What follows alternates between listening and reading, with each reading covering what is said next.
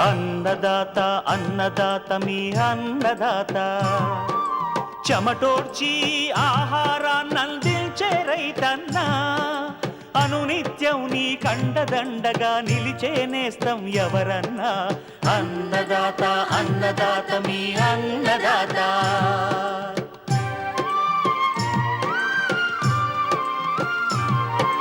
నూతన రీతుల సాగుబడికి, నూరింతలు పెరిగే దిగుబడికి సూచనలిచ్చే సస్య రక్షణకు, పశు పోషణకి శాస్త్ర విజ్ఞానం అందించి ముందుకు నడిపే తెలుగు రైతు భారతదేశానికి మకుటం అయ్యేలా తీర్చిదిద్దే ఆశయంతో మిమ్ము మేలు కొలిపేది అన్నదాత. అన్నదాత అన్నదాత మీ అన్నదాత. అన్నదాత అన్నదాత మీ అన్నదాత. అన్నదాత ప్రేక్షకులకు నమస్కారం. ఈనాటి ముఖ్యాంశాలు: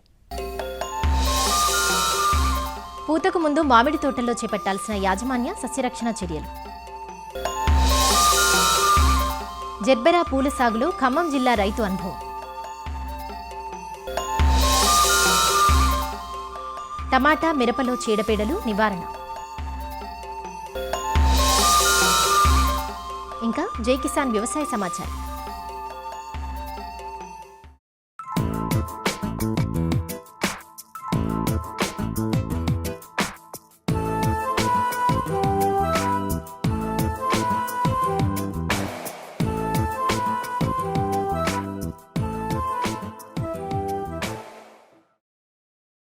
మామిడి పండును ఇష్టపడని వారెవరుంటారు చెప్పండి? సంక్రాంతి తర్వాత మాట్లాడుకునే మామిడిని ఇప్పటి నుంచే మాట్లాడుతున్నారేమిటి అనుకుంటున్నారా? అక్కడికే వస్తున్నాం. నవంబర్ నుంచి జనవరి మధ్య సాధారణంగా మామిడి తోటలు పూతకొస్తాయి. అప్పుడు మంచి పూత రావాలంటే తోటల్లో ఇప్పటి నుంచే కొన్ని యాజమాన్య చర్యలు చేపట్టాలి. ఎందుకంటే అక్టోబర్ మాసంలోనే మామిడిలో అంతర్లీనంగా పూత మొగ్గలు ఏర్పడడం మొదలవుతుంది. దీంతో పాటుగా ఇప్పటి వరకు సుప్తావస్థ దశలో ఉన్న పురుగులు కూడా ప్రస్తుతమున్న అననుకూల వాతావరణంలో తమ ప్రతాపాన్ని చూపేందుకు సన్నద్ధమవుతూ ఉంటాయి. తేనె మంచు, తామర పురుగులు, ఆకు జల్లడ పురుగులు మామిడిలో ఈ సమయంలో కనిపిస్తూ ఉంటాయి. అందువల్ల ఈ సమయంలో తోటల్లో కొన్ని యాజమాన్య సస్యరక్షణ చర్యలు చేపట్టినట్లయితే నాణ్యమైన ఫలవంతమైన పూతను పొందే అవకాశం ఉంది. వివరాలు వైఎస్ఆర్ ఉద్యాన విశ్వవిద్యాలయం, పశ్చిమ గోదావరి జిల్లా వెంకటరామన్నగూడెం ఉద్యాన పరిశోధనా స్థానం శాస్త్రవేత్త డాక్టర్ రమేష్ నుంచి తెలుసుకుందాం. ప్రస్తుత పరిస్థితుల్లో మనకు అక్టోబర్ మాసానికి వచ్చాము. ఇప్పుడిప్పుడే మనకు ఫ్రూట్ బడ్ డిఫరెన్షియేషన్ అనేది మ్యాంగోలో రావడం అనేది జరుగుతూ ఉంటుంది.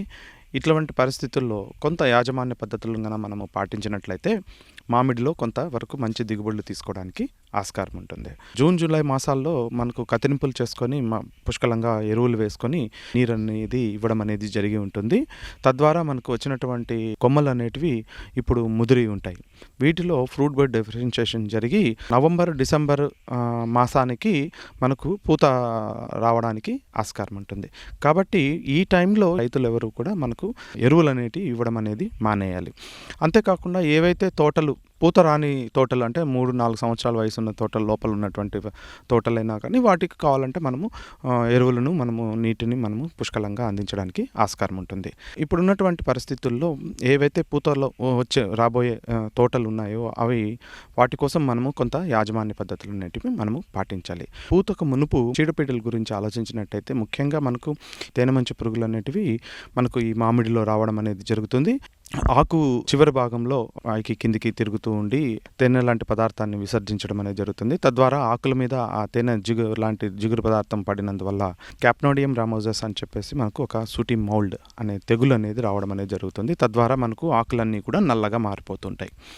దీనివలన మనకు కిరణజన్య సంయోగక్రియ తక్కువగా జరగడం జరిగి పూత పిందె అనేది ఎదుగుదల లేకుండా చేయడం అనేది కూడా జరుగుతుంది. కాబట్టి ఈ పూత రాకమునుపు మనము మోనోక్రోటోఫాస్ కానీ తర్వాత క్లోరిపైరిపాస్ కానీ ఇలాంటి మందులను మనము పిచికారీ చేసుకొని ఈ తేనె మంచు పురుగులను మనము నివారించుకోవచ్చు. ఎప్పుడైతే మనకు పూత ప్రారంభం అవుతుందో కొన్ని రకాలైనటువంటి మందులు థయోమెథాక్సమ్ అనేది 0.3 గ్రాములు 1 లీటర్ నీటికి చొప్పున కలుపుకొని కూడా మనము పిచికారీ చేసుకోవచ్చు. అట్లాగనే మనము పూత విచ్చుకోక మునిపే మనము ఈ ఇమిడాక్లోప్రిడ్ అనే మందును కూడా మనము పిచికారీ చేసుకొని ఈ తేనె మంచు పురుగులను అనేది మనము నివారించుకోవచ్చు. ఈ తేనె మంచు పురుగుల కోసము మందులు పిచికారీ చేసేటప్పుడు ఈ మసి తెగులు అనేది ఉంటుంది కాబట్టి పురుగు మందులతో పాటు ఒక తెగులు మందు అనగా కార్బనిజం కానీ లేకపోతే M45 కానీ లేదంటే కాపరాక్సిక్లోరైడ్ 3 గ్రాములు 1 లీటర్ నీటికి చొప్పున కలుపుకొని పిచికారి చేసుకున్నట్టయితే తేనె మంచి పురుగులతో పాటు మసి తెగులు అనేది కూడా నివారించడానికి ఆస్కారం ఉంటుంది. ఈ ప్రస్తుత పరిస్థితుల్లో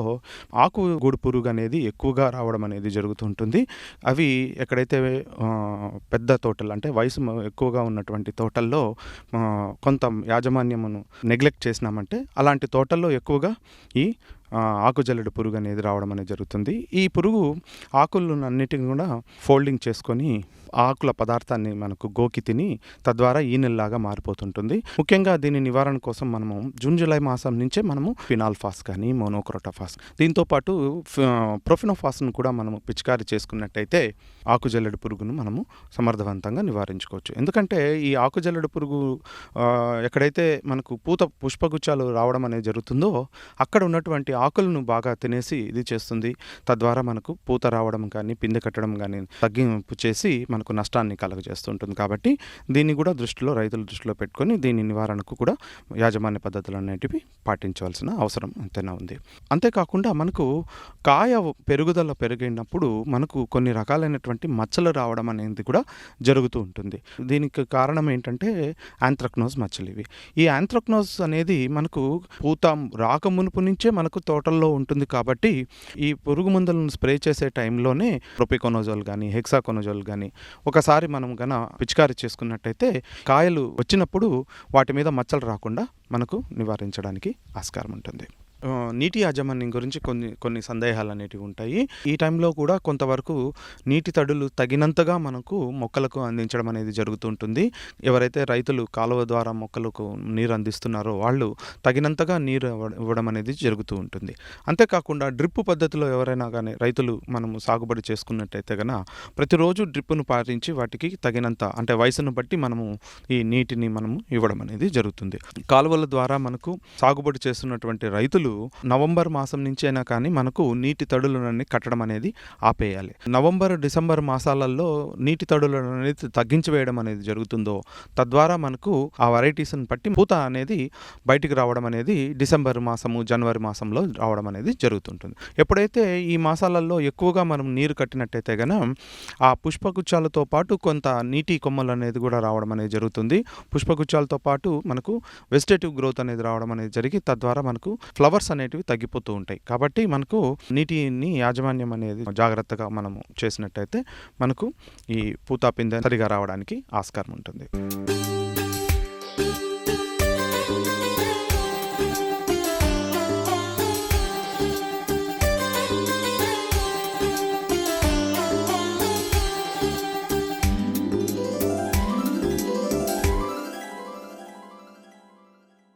అధిక వర్షాలు, ఆనకబెట్ట పరిస్థితులు, ఒకే రోజులో పగలు అధిక ఎండలు, వేడి వాతావరణం, సాయంత్రానికి కుంభవృష్టి వంటి అనిశ్చిత వాతావరణ పరిస్థితులు ప్రస్తుతం ఎదుర్కొంటున్నాం. ఇలాంటి విపరీత వాతావరణ పరిస్థితుల్లో పంటలకు చీడపీడల సమస్య మరింత ఎక్కువగా ఉంటుంది. ముఖ్యంగా నిజామాబాద్ జిల్లాలో సాగు చేసిన టమాటా, మిరప తోటల్లో ఈ వాతావరణ పరిస్థితుల్లో రసం పీల్చు పురుగుల సమస్య ఎక్కువగా ఉంది. దీనికి తోడు అధిక తేమ కారణంగా కుళ్ళు తెగుళ్లు కూడా కనిపిస్తున్నాయి.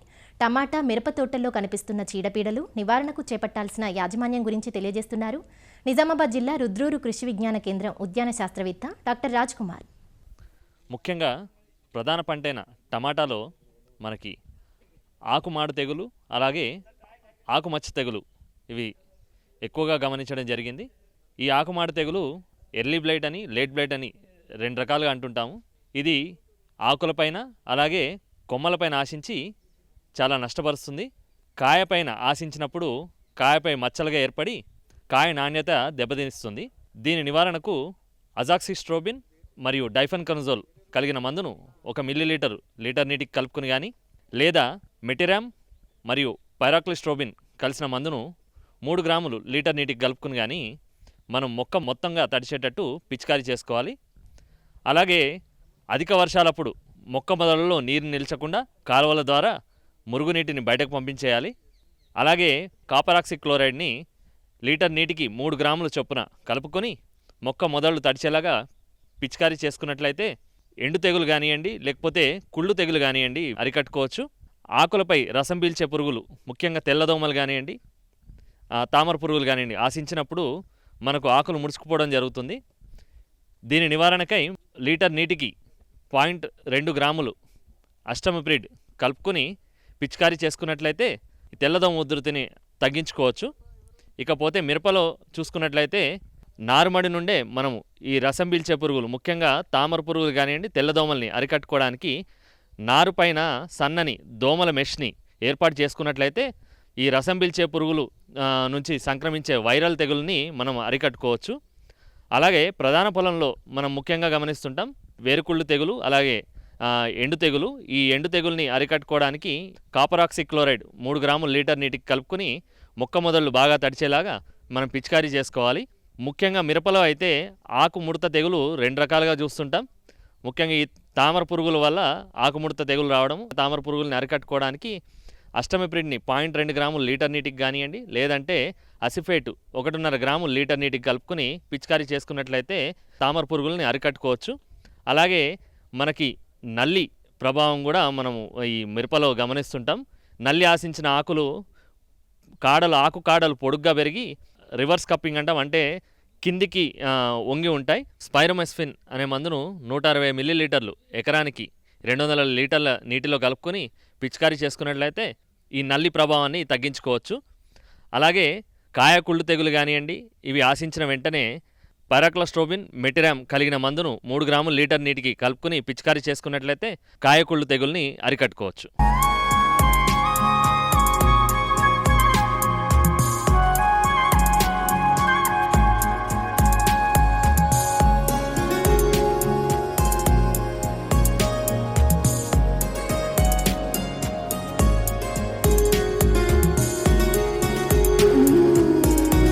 పండుగలు, పబ్బాలు, వేదికలు, వేడుకలు ఇలా సందర్భం ఏదైనా పూల వాడకం పెరిగింది.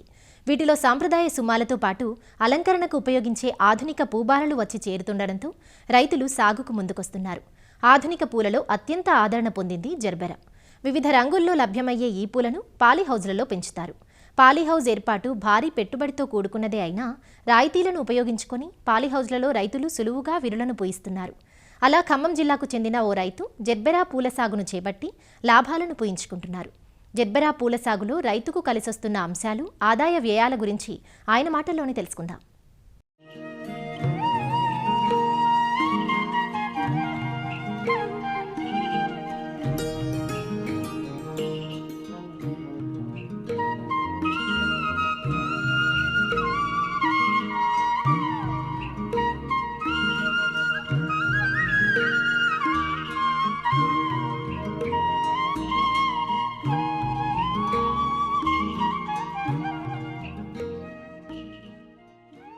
తాను విరబూయించిన జర్బెరా పూల మధ్య నుంచి ఇటుగా వస్తోన్న రైతు మల్లాది హనుమంతరావు.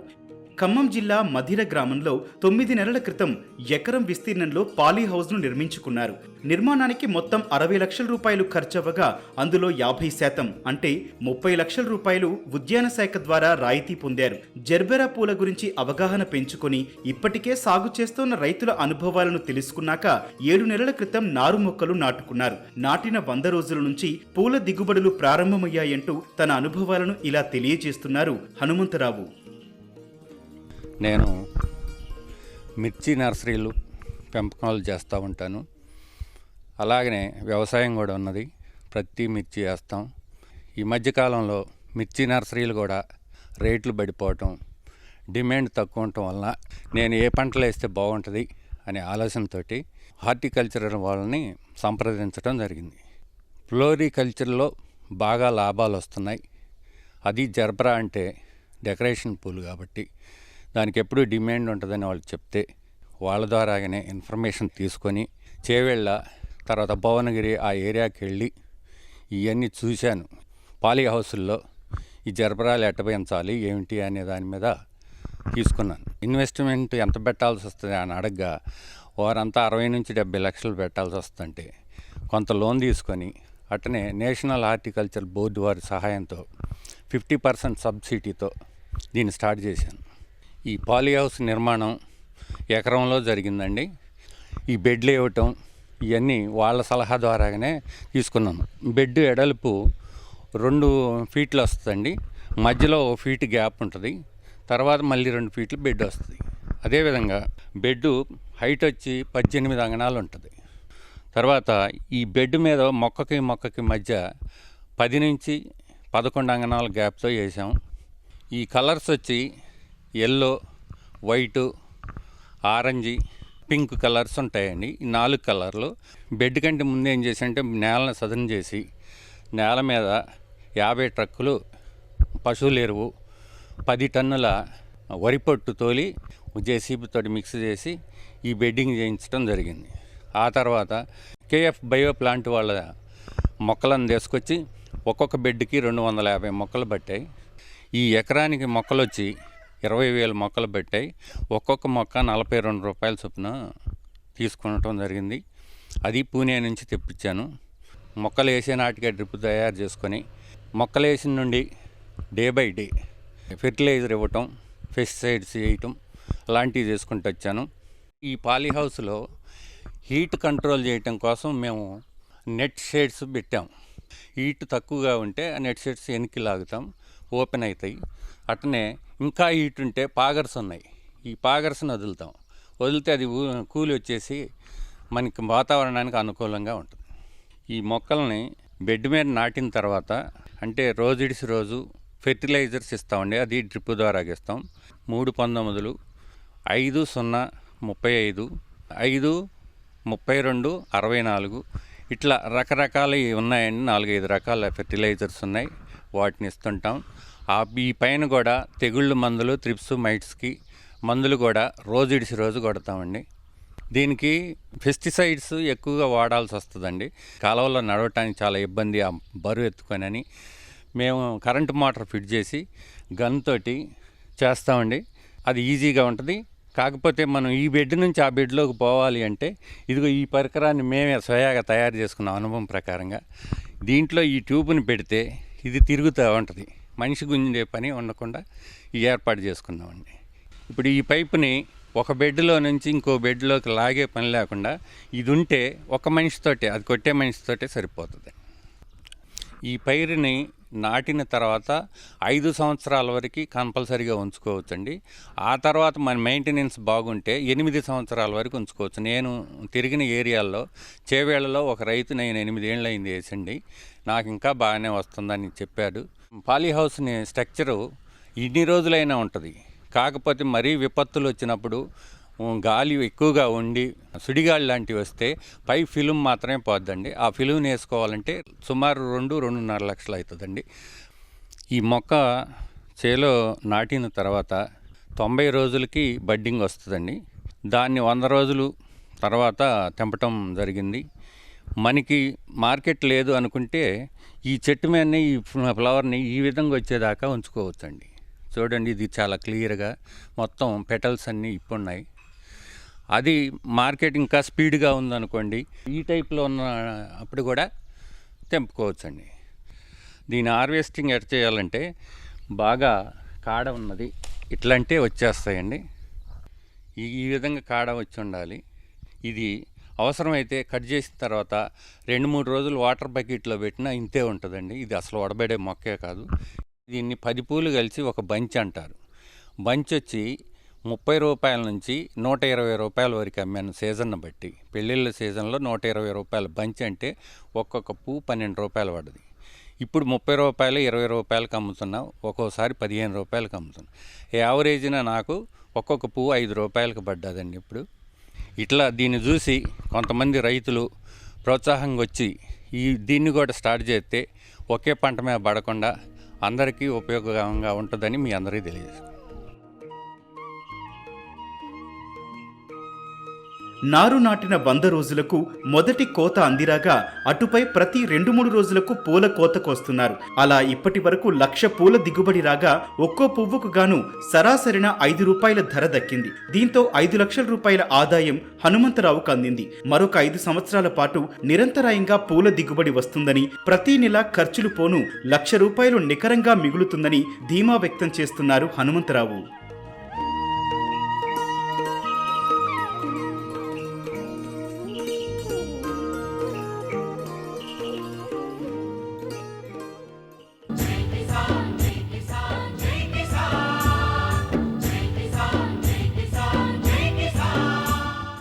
వ్యవసాయ సమాచారం ఇప్పుడు జై కిసాన్లో చూద్దాం.